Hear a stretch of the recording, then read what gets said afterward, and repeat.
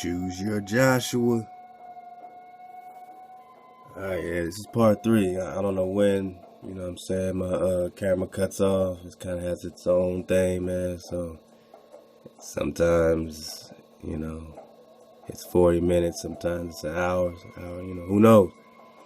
Who knows? But, you know, it always is necessary. I just rock with it. Yeah, man, choose your Joshua, man. Alright, get part 1 and 2. We're going to do a finale, I think, on this on this part. So let's see. So we've been digging on the Tapilzin, the Quetzalcoatl. Now let's dig on the legacy of this and connect it to Joshua. See if you see any parallels to the HAWAshua that led you on your promised land, your land of Kalelus.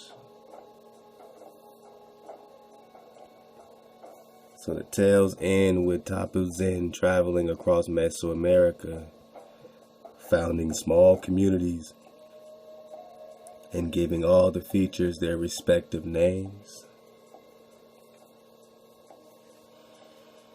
So could you also read this as Joshua traveling across Mesoamerica, founding small communities, and giving all the features their respective names? The Aztecs believed that Tapilzin's search for his holy resting place eventually led him across the sea to the east. In search of his holy resting place. Now, you know, Moshe had his resting place, you know, on the side of Mount Nebo. Somewhere in Mount Nebo, in Moab, Utah Aztec. So the Ute Aztec believes that that Tapilzin searched for his holy resting place. So Joshua's search for his holy resting place eventually led him across the sea to the east, from whence he vowed to return one day.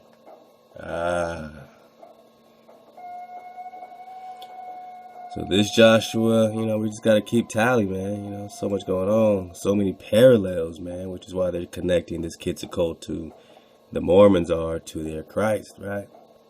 Why? Because Joshua 4, chapter 4, verse 2 says, take for yourselves 12 men from the people, 1 man from every tribe. So he has 12 disciples.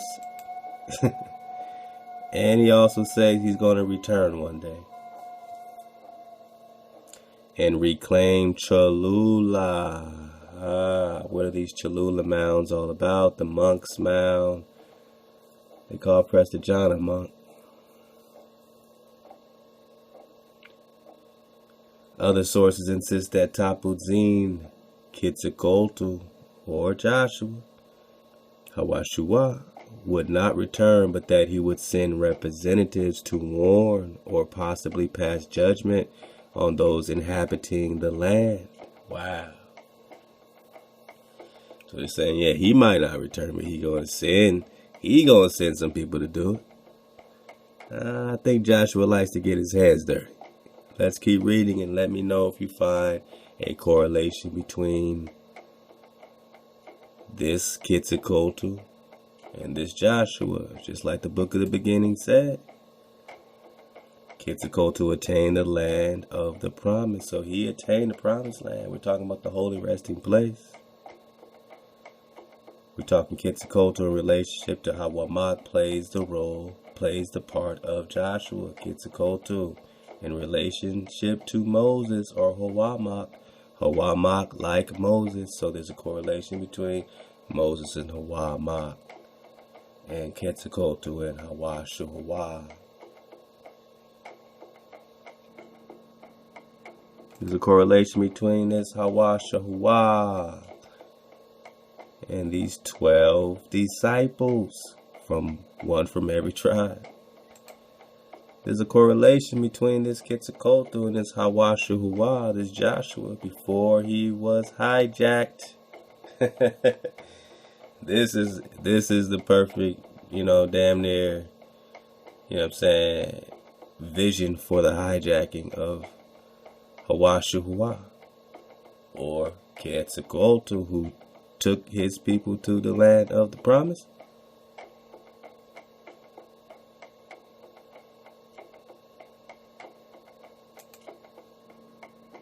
Quetzalcoatl attained the land of promise, and in his golden reign, an air of wheat grew so large that one man could hardly carry it, man.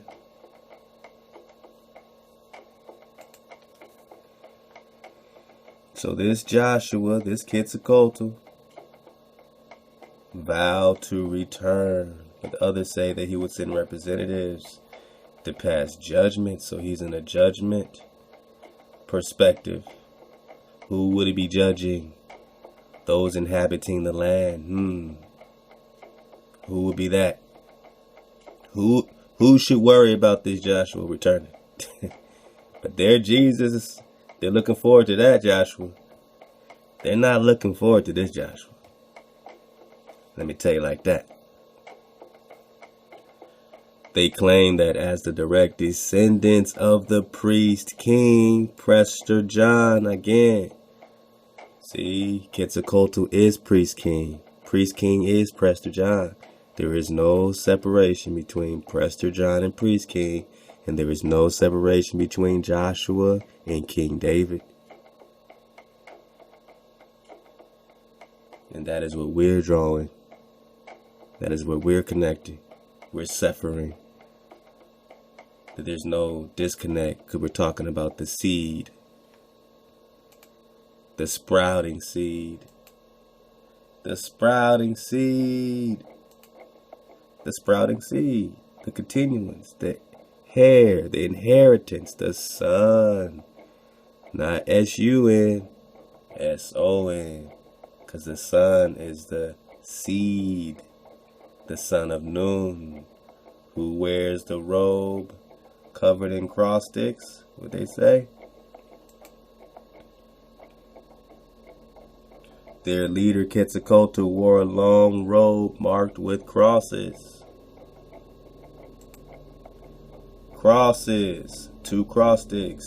A mark, a sign, a signature. Alright. So we're just talking about the seed. Let's go, man, because I really want to get some more of this book at the beginning. And then get some dismount going, man. You know, this is part 3, man. So we're going to dismount this thing. But I wanted to give you an opportunity to choose your Joshuas, man. To see the correlation and see what's been hijacked and flip-flopped. I mean, if they would tell you east is west, they might give you another Joshua. If they would tell you north is south, they might give you another Joshua. And what priest king are we talking about? Who's taking his people to the promised land? The Aztec rulers used the myth of the great founder of Tolan to help legitimize their claims to the seats of power. They claimed that as direct descendants of the priest king, or direct descendants of Prester John, emperor of the Abyssinians, they had the right and duty to hold his place until the day Tapozan would return, so they can hold the seed of Israel, the seed of David, the seed of Israel. The scepter would never leave the seed of Judah. The seed, the sprouting seed. Their myths would prove to have a lasting effect on the Aztec Empire. They rationalized the masses that were already destabilizing the empire when the first Spaniards arrived. The stories of Tapuzan further expedited the collapse of the Aztec nation by sheer coincidence. They bore incredible likeness to the arrival of the first Spaniards, man. The Aztec may have truly believed that they were seeing the return of the famous priest. Oh, here we go. With the white-haired Herman Cortez. So they want to think of themselves as being received as gods. And it was none. None other than the hijack. They were received with, saying a respectable, who are you, rather than just shooting them off the boats. But I'm sure if they had it all to do again, they wouldn't have tried to learn anything from these people. But that's just who you roll up on, some compassionate people who will give you a damn chance. And What do you do with a damn chance? You poison them, you slaughter them. So, alright. Quetzalcoatl's going to return. Quetzalcoatl. Joshua has 12 disciples. Take for yourselves 12 men from the people, one of every tribe. So let's get into the Book of the Beginnings. Again, love the Paco, man. And hopefully we can do a little dismount, man, with this monoatomic gold that Paco's been talking about, man. I'm going to drop these links about the monoatomic trace elements, examples of using our unique monoatomic trace elements and massive effect that they have on growth and resistance to disease and pest. So, you know, you can dig on some monoatomic information. We're just talking about the lost secrets of the sacred ark. Don't mind us. The Israelite priests, don't mind us. And in that, we're talking about Genesis of the Grail Kings, monoatomic gold, when discussing the attributes of monoatomic gold and the platinum group metals in Genesis of the Grail Kings. I remarked that it would not be long before the potential of these noble metals was announced for environmental friendly fuel cells.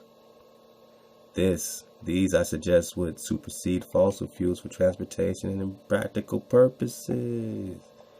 Gravity defying, meaning that they defy physics. We're talking Philosopher's Stone. All this has to do with you, a gift from paradise. Space-time.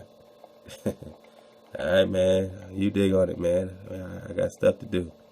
I'm still reading the Book of the Beginning. So let's just kind of continue, man. Let's do it like that. But definitely get all this, man. I wanted to go all the way back to like page 220, get the whole thing. But let's just kind of pick it up from here and see what we get when we deal with these twin lions. We're just talking about the twin lions, man. So the name, alright, hold on. So we're talking about the totemic, Moses and Joshua, the twin, typical and transforming lions, the lion of light and the lion of darkness. Was that gotta kind of remind you of Star Wars, the dark and the light. Alright, reappear among the 12 symbolic signs called totemic. Toltec, remember Toltec Zeus, Sylvanus of the North American Indians. One of these 12 signs is a dual form of the same figure answering to the Egyptian twin lion. It is a fabulous panther or lynx. Remember the panther or the lynx of the Peru, connecting the celestial and the Peru. When you look up Peru, and you know, it looks like a lion or a panther or a lynx. The body is both has a human head with horns, but one of the two is marked all over the body with crosses. Here we go again with these crosses. These, according to Schoolcraft, denote darkness in the Indian symbolism. See, so I'm glad we're digging on our paleo so we can have a rebut and say they denote darkness. Crosses denote darkness. Pre-hijack, that's not the case. Pre-hijack, a cross just means a sign of a crossing, a signature, a mark. It does not denote darkness. Alright, let's go. So now we know, definitely, you know, it's alright, man. Get your boots. It's about to get a lot of drop, you know what I'm saying? But you definitely got to dodge a hijack. So these, according to Schoolcraft, denote darkness, hijack, in the Indian symbolism. And this is in perfect accordance here with the Egyptian as the name Kak, the god of crossing. And therefore, of the cross means darkness and night. Wow, you see how they just hijacked this whole scenario of darkness when you're a picto-paleo has everything to do with a people crossing. Now, it doesn't have nothing to do with crossing into a darkness, right? So we can see that they take our indigenous drop and then they do what with it? Turn it into darkness. They take us and call us black and turn us into darkness. Dark. This is dark. That is dark. We're using their words, dark skin, dark, black. What's their definitions of these things, man? So these Egyptians got this hijack of this crossing of darkness. The other, without crosses, is the same animal in the light. The name of the chimera is given as Meshu Bezu. Now you hear about these chimera hijacks today, you know what I'm saying, creating these half pig, half human chimeras, man, you know, put it in Google. Google it. Not an impossible rendering of HAWAshua, the twin lions, or lion of light and shade, who is represented as changing into the cat or becoming leoparded.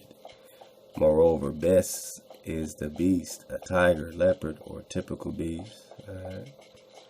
Eu is dual. Basiu in Egyptian is the twin beast, here called Meshi, Mishi, and the Egypt HAWAshua. The Indians had no lion, but they made use of such beasts as they found in the country. The Chronicles of Fuentes of the Kingdom of Guatemala and the MS of Don, or the manuscript of Don Juan Torres, grandson of the last of the Quiche kings. So this Don Juan Torres is the grandson of the last Quiche kings. May now be looked as less askance.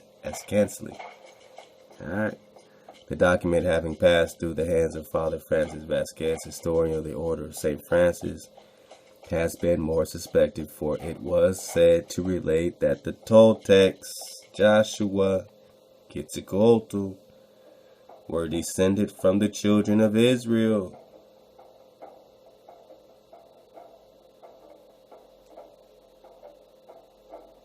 HAWA. Alright, now they're going to take you to some celestial drop, but this is the drop. You need to be, you know what I'm saying, suffering, you know, through this thing, because that's where it's all leading you. So, for it was said to relate that the Toltecs, like I said, AD got a great book, man, the Toltec Way. Sylvanus Toltec Zeus. Sylvanus Toltec Zeus, Solomon the Builder. We're talking 775 AD, where this Theodoric Nehemiah reconquered the Ame'rican empire of Kalalus. We're talking Promised Land.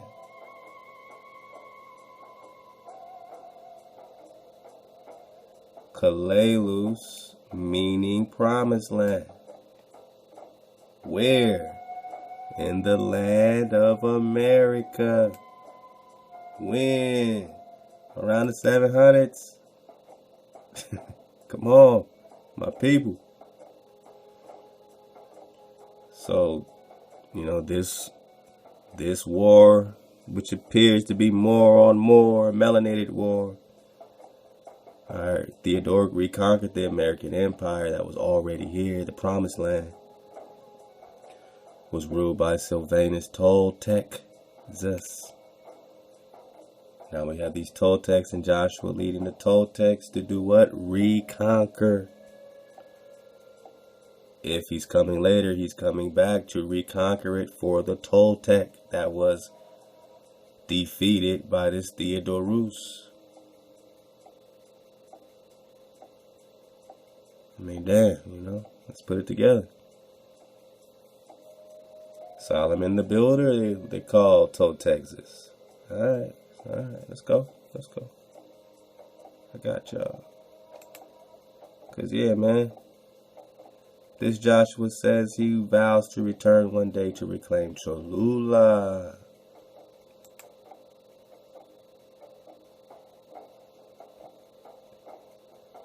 Cholula.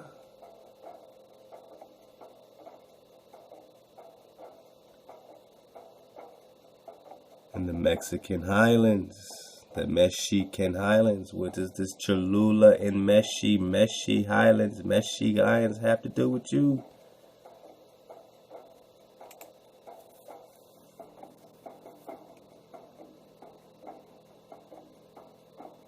Toltecs, for it was said to relate that the Toltecs, Sylvanus Toltec, were descended from the children of Israel, whose deliverer was Moses, and who crossed the Red Sea and fell into idolatry, and afterwards separated from their fellows and set out upon their further wanderings under a chief named Tanub, till they came to the place of the 7 caverns in Mexico. And how does the 7 caverns relate to these 7 cities? Where they founded the famous town of Tula. Now you hear about everyone coming from this Tula. When we arrived in Tula, the children of Israel who have been sought all over the earth, the so-called Negro that has been sought all over the earth.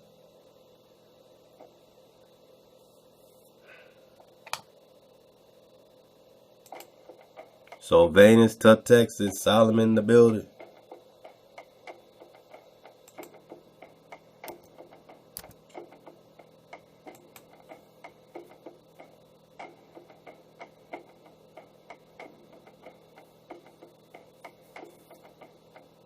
Ame'rican. Love again to the Battle family, man. They got an actual, man, they found an actual book, man. So they got it, man. They sent me a, a snapshot of this right here, right there in this book in 1828. They just set up their 1776 independence, right? Now they setting up their definitions on you, letting you know that these people that are called Ame'rican, cons, originally applied to the aboriginals or copper-colored races. So don't let them fuck you up. When you talk about Kalalus and the American Promised Land, you're dealing with the so-called Negro, the copper-colored race, and that's in their dictionary. Then they took your titles. Because you copper-colored races were found here by the Europeans, but now applied to the descendants, the successors of the invaders from Europe, born in America, or now have the title of American, and the so-called Negro is called African.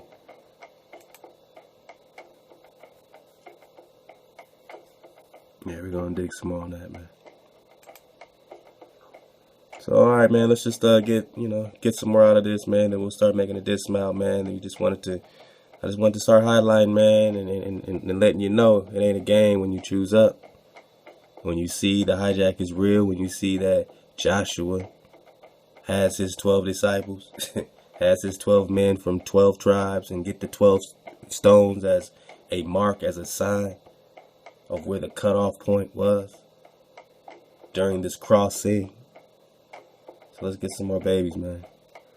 The children of Israel who have been sought all over the earth, belonging to the heavens, belonging to HAWA. So don't let them hijack you to the celestial, which is what this book is about. But let's go. And the heavens, together with their charts and allegories, belong to various peoples of the earth without derivation from the Hebrews. Mashu is as good a Moses for the Quiches as for the Jews. Ta means to cross over the water. Nub is the Lord, and the Lord who crossed was Tanub, and Anchar, Mashu. Alright, so they're trying to connect it with their drop. Now let's go. In the Battle of Rephidim, we have a rendering of the same original myth as that from which the Greeks drew their story, Hercules and Atlas. Okay, Atlas. Atlantis is a plural form of Atlas. So if Atlantis is here, then Atlas is here. We're talking Poseidon. We're talking Atlas. Poseidon's firstborn, Atlas, then set up their 10 dynastic Atlantean kingdoms here. Man, this is the old world. When Hercules, in quest of the golden apples of the Hesperides, had come to the spot where Prometheus lay chained and had shot the eagle that preyed on his liver. That is, when the sun entered the sign of the waterman, Prometheus, out of gratitude, warned him not to go himself to fetch the golden apples in the keeping of the polar dragon. Alright, man, flow with it. But to persuade Atlas, the keeper of the pillars, which hold heaven and earth asunder, as Homer calls them, to go ahead, to go instead. Atlas consents and sallies forth to assail the dragon of darkness. Meanwhile, Hercules takes his stand in the place of Atlas and supports himself instead.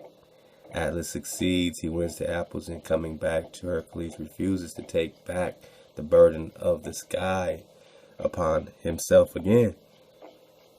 In the Mosaic parallel. Alright, so let's look at the parallel with Moses and Joshua.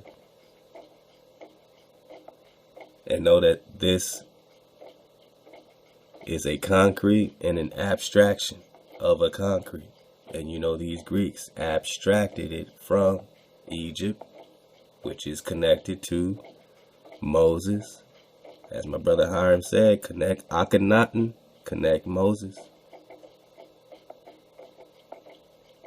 In the Mosaic parallel, Moses has come within sight of the promised land, or the Hesperides, in the keeping of the monster Amalek.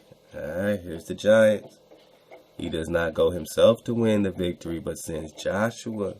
And whilst the battle is going on, Moses takes his stand on the top of a hill and backs up Joshua, not by holding up the heavens for him, as did Hercules, but by holding up his hands. And his hands were steady until the going down of the sun and the perpetual battle between the Lord and Amalek. Amalek was once more won.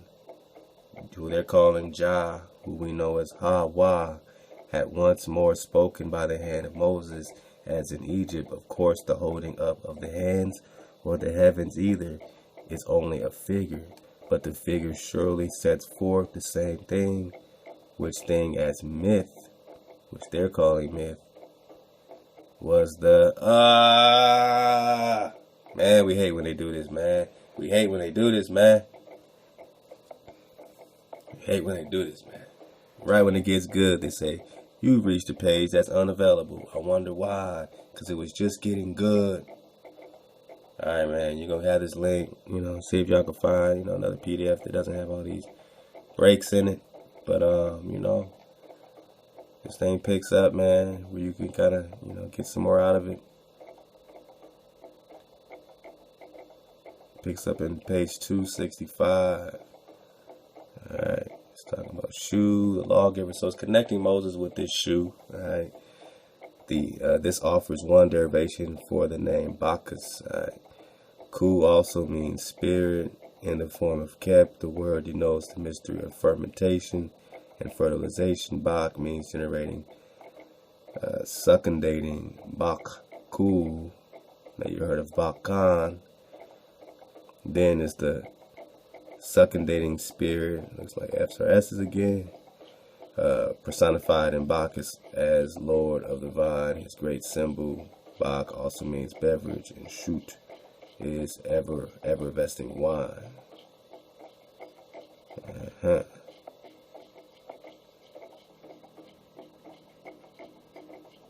Amen.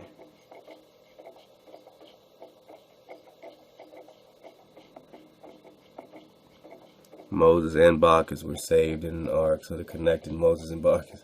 And Shu is thus addressed, more powerful in thy name than the gods, in that name which thine of the God dwelling in the divine sect. The sect or secti is an ark. So we're talking about a divine ark or cabin, very ancient.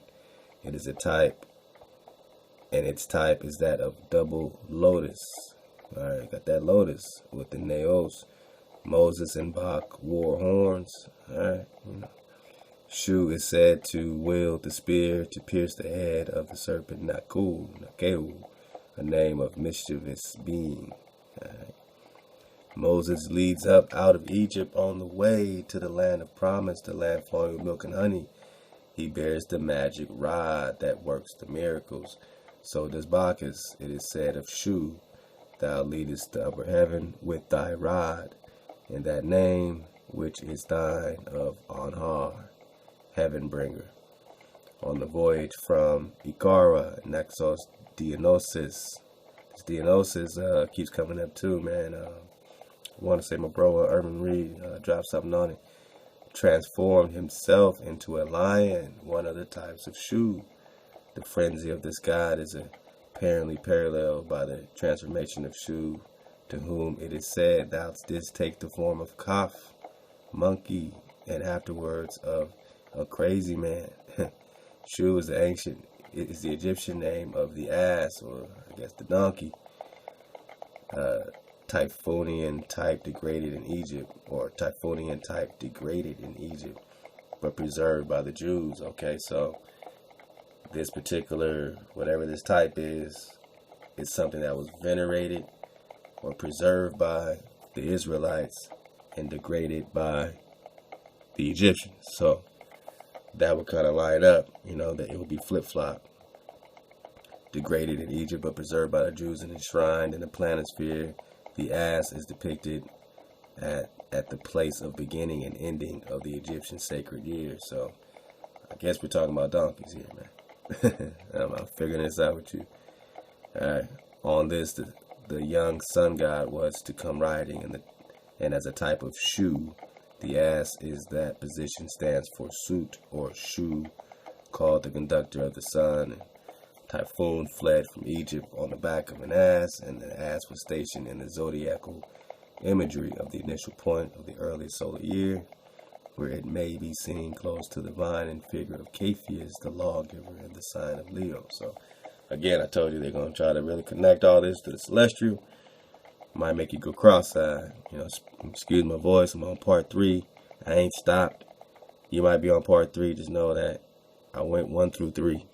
Alright, we're in like 2 hours of reading and drop, man. So we're going to really dig on it and get this dismount ready. Let me get this last paragraph, and I'll lead this to you to keep digging on.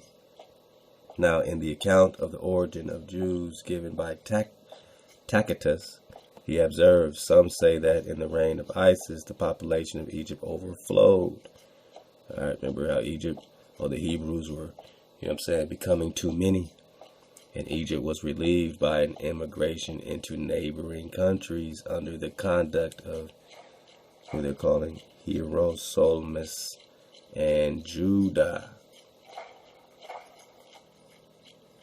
Alright, so this is the account of the origin of Jews given by Tacitus. This is not in the Bible. This is another source. Now, interesting enough, in this reign of Isis, right? This is their queen mother. This is their Easter. When you celebrate your Mother's Day and your Easters, you're just, you know, worshiping Isis. You don't need a Mother's Day to love your mother. No one has to tell you to do that. The population of Egypt overflowed with Hebrews, and Egypt was relieved by the immigration into the neighboring countries under the conduct of Hieronymus and Judah. Many considered him to be the progeny of the Ethiopians. Judah, the progeny of the Ethiopians? Oh, man. Alright. Let's get into etymology and look up progeny. Want to see what they're talking about.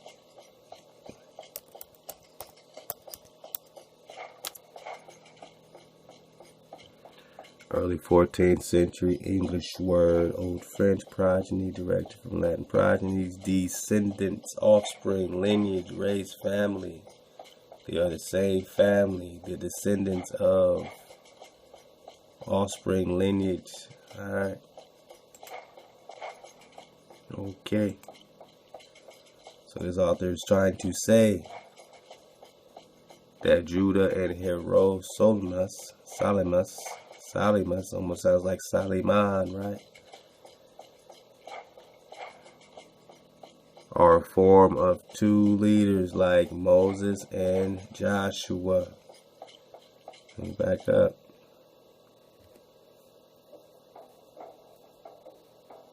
Many consider them to be the progeny of the Ethiopians, Abyssinians, Prester John, priest king of the Abyssinians. who were impelled by fear and by hatred manifested against them, to change their settlements in the reign of the king Kephius.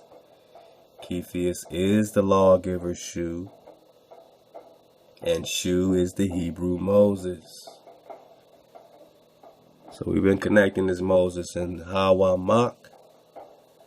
I guess we're also saying that HAWAMAK is also Shu, the lawgiver, who is also Kephius. This is for my scholars and my scholars only to dig on, man. And let me know if they on that play or not. Under Shu, the Israelites go out of Egypt, where the great mother reigned. The great mother, Isis, the queen mother. So this is not your mother. This is not wisdom of Solomon. This is their hijack. Alright, that comes down in the egg. The Serapis, where their great mother, this is the mother of Nimrod, reigned. That is the celestial Egypt, the hijack. And this is where these Moabites go around signing treaties with the Pharaoh's permission, with the permission of the Pharaoh. Morocco, with permission of the celestial Egypt.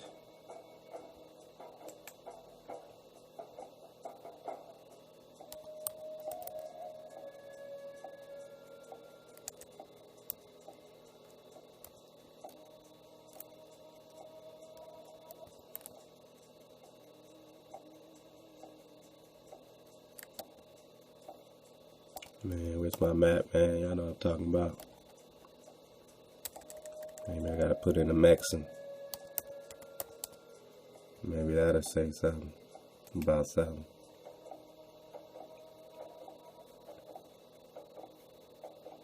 Yeah, man. Because in their perspective, everything is still the same Atlas, the same Atlantis. So you see Atlas, these are the plural, right? Everything is Atlas. They have father and son, Ham and Cush. Oh, Ham, this is all permission of the Pharaoh here. And this is all the Cush here. Cush. So where's your land? Where's the promised land? It's all Morocco. It's all from the Moabites, the Amalekites, Amalekites, Ammonites, Canaanite, everything but the seed, the sprouting seed.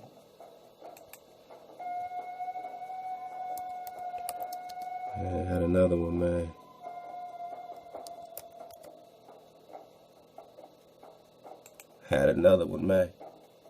Because it's, all talking about the permission of the Pharaoh. Oh, now it's unavailable. Wow. See what happens, man? Let's just go. Y'all see what I'm talking about? So under Shu, the Israelites go out of Egypt, where the great mother reigned, that is the celestial Egypt. Hero Solemus,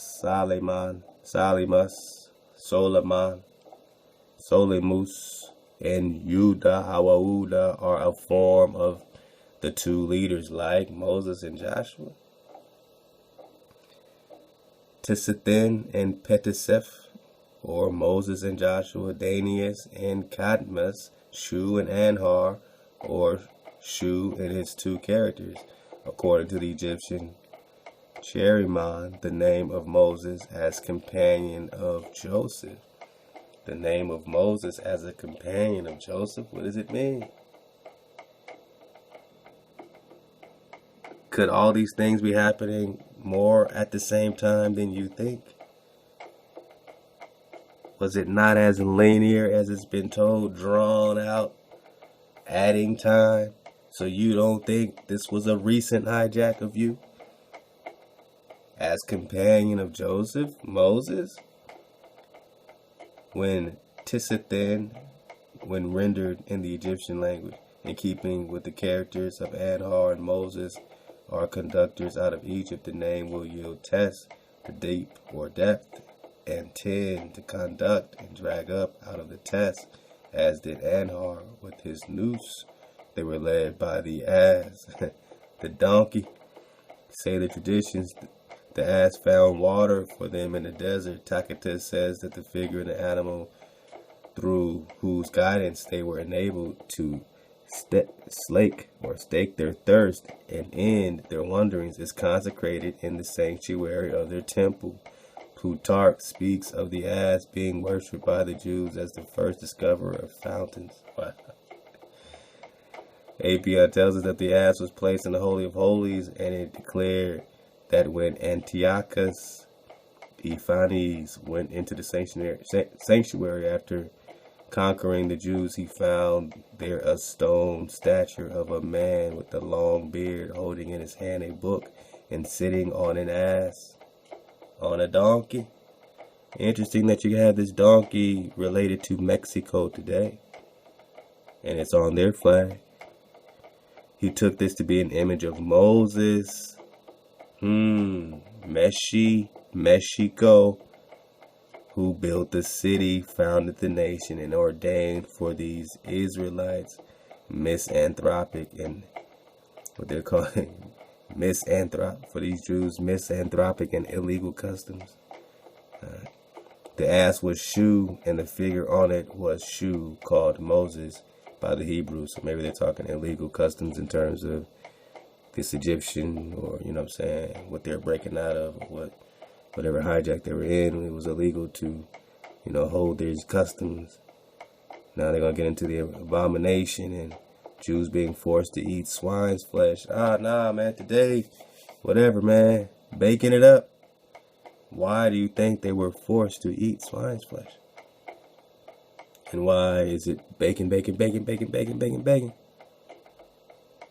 Alright, we're just talking Zeus, which is swine. Zeus is Zeus. S-U-S in Greek is swine. S-O-O-S, swine.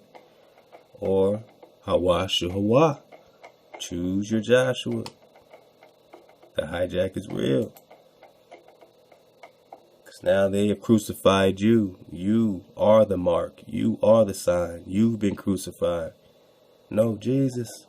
You've been crucified. You've been crucified, so-called Negro, copper color race found here by the European. This was your crucifixion. This is your mark. This is your promised land. This is your Mashiach. This is what happened to all of you and all of your priests. This is what we're waking up to. Alright, so you keep digging on it, man. We're just digging on this Hawa mock. We gotta get this, gotta get in this Daniel Peters drop, man. Paco. Yeah, man, we got this monoatomic gold, like I said, that you can have, man, and, it's pretty amazing. We might do a separate drop, man, where we just drop it on this monoatomic gold. Since the term ormus, let's get it bigger. The term ormus comes from orbitually rearranged monoatomic elements. Ormus, an attempt to describe the nature of unusual phenomenon. The ormy represents a huge subject area involving state-of-the-art chemistry, physics, physiology, and interpretations of Sumerian, Egyptian, and other histories, including the alchemical Western esoteric traditions. Western esoteric, Western myth. We're talking Enoch, we're talking Moses. Precious metals known to exist in its ormus state, known as a light platinum group, or cobalt, nickel, copper, ruthenium, rhodium, palladium, silver, osmium, iridium, platinum, and gold, known as a heavy platinum group. These minerals are known as superconductors and can, in a monoatomic, super deformed, high spin, and low energy state, lose their chemical reactivity and metallic nature, thereby resulting in a state of superconductivity. Wow. These precious metals have the unique ability to remain stable in the monoatomic form, which can lead to effects ranging from levitation. Is this how they built the pyramids, man? Love to Paco. With just basic knowledge of metals and how they can put this on whatever matter and turn it into a levitating, a weight loss. You put monoatomic on something, it loses weight. You put monoatomic on a great 100-ton, whatever, it will lose weight to 0 point, to a 0 point energy applications and the fundamental biological and human physiological effects, man. So we're just talking, what this monoatomic gold is. Platinum group metals, genesis of the Grail Kings. I remarked that it would not be long before the potential of these noble metals was announced for environment-friendly fuel cells. At the same time, I touched on their future use in the medical arena, particularly in the field of cancer treatment. More especially, we looked at gravity-defying attributes of these exotic white powder substances and at their abilities to superconduct and literally bend space-time. So not only can you levitate any matter, but you can bend space-time? What does it mean? The ancient Mesopotamians called it Shem Ana. Shem. You see your name. Shem. And the Egyptians described it as MFKZT. Vowels are omitted in the hierarchy of translation, which is why they can't decipher it. While the Alexandrians venerated it as a gift from paradise, and later came in, such as Nicholas Flamel called it the philosopher's stone. You're talking monoatomic gold, you're talking levitation, you're talking bending space and time. At all stages in its history, the sacred powder of projection was reckoned to have extraordinary powers of levitation, transmutation, and teleportation. It was said to produce brilliant lights and deadly rays, while at the same time being the key to active physical longevity. We're talking about fountain of youth, baby. In today's world, the Institute of Advanced Studies, Austin, Texas, USA, has described the substance as exotic matter and superconductivity. One of its primary characteristics has been claimed by the Center for Advanced Study, University of Illinois, USA, and as the most remarkable physical property in the universe. It is clear, however, from the document evidence of ancient times that the attributes of superconductors and gravity defiance were known, even if not understood, in a distant world of priestly levitation. We're talking priest kings and priestly levitation, godly communication, and the phenomenal power of the electricus. In Greek mythology, the quest for the secret of this substance was at the heart of the Golden Fleece legend, while in biblical terms, it was the mystical realm of the Ark of the Covenant. And we got that drop in the Forbidden Histories about the Ark of the Covenant and the Aztecas. Get that? The golden coffer, which Moses brought out of Sinai and was later housed in the Temple of Jerusalem. So, hey, I'll leave these links. Love to Paco, monoatomic gold. Man, I know this is super small, yo. So, I'm just going to read it the best I can. Love to the fan band, love to Drop Nation, man. We get these wonderful drops all the time, man. I just try to fit them in. And we talking about the Moabites, man. We talking about the Psalms 83. We're talking about the treaties, right? So this is recent. This is from 2012, my people.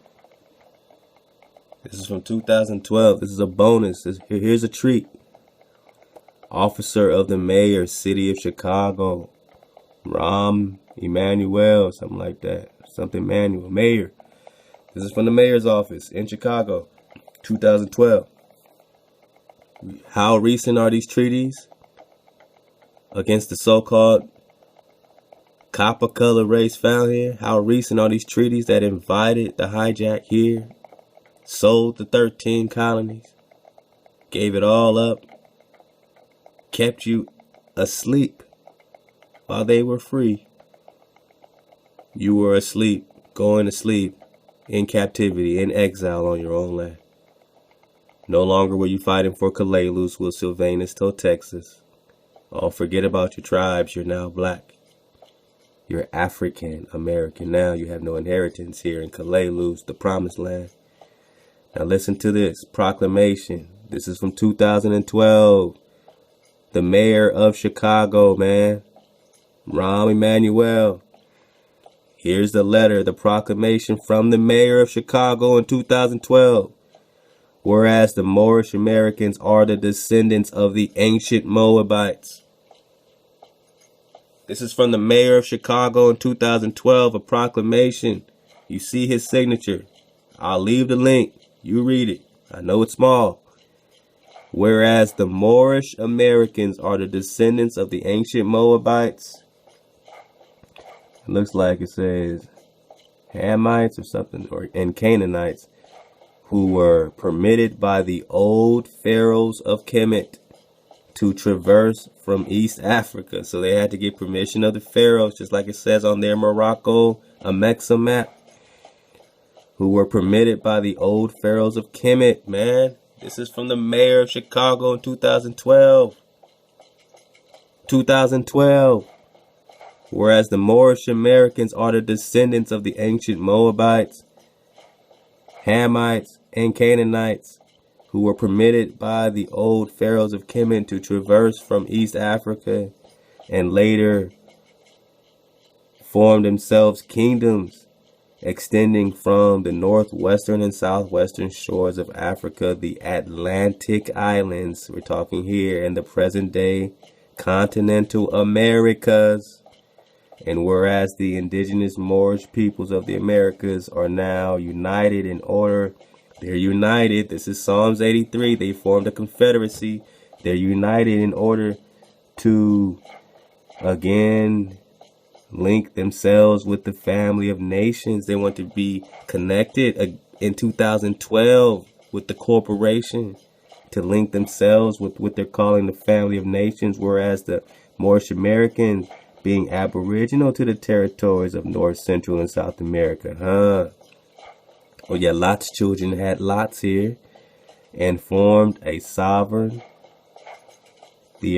theocratic government guided by the command principles of love, truth, peace, freedom, and putting your ass to sleep, so-called Negro, just waking up as an Israelite through virtue of the universal right to self-determination, as well as with the Declaration of the Rights of Indigenous People guaranteed in the Charter.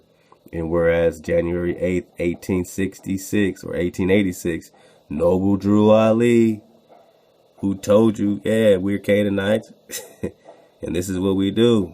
And they completely are not rocking with your Joshua. So you have to choose up. If they're not rocking with your Joshua, this gives you the foundation that your Joshua exists. This Quetzalcoatl to exist, who will return. We're only talking Cholula.